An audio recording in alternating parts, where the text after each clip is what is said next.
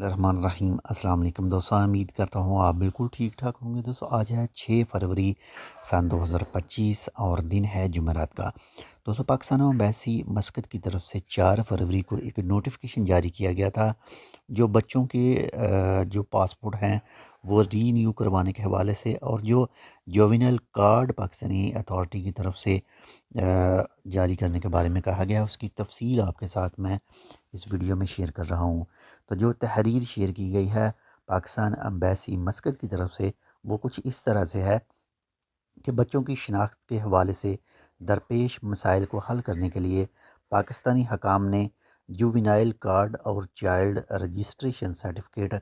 بے فارم کا اجرا شروع کیا ہے، جن میں بچوں کے نشان انگشت یعنی جو انگوٹھا کا نشانہ ہے اور موقع پر کھینچی گئی تصویر شامل ہوگی۔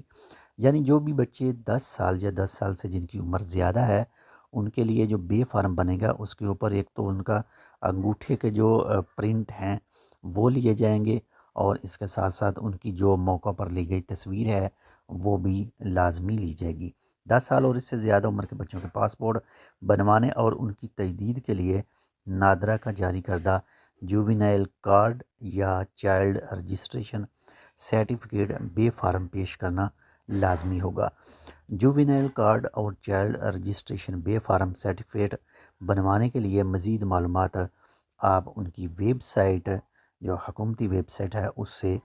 رابطہ کر سکتے ہیں، وہ چیک کر سکتے ہیں۔ ویب سائٹ کچھ اس طرح سے ہے http://www.nadra.gov.pk/identity۔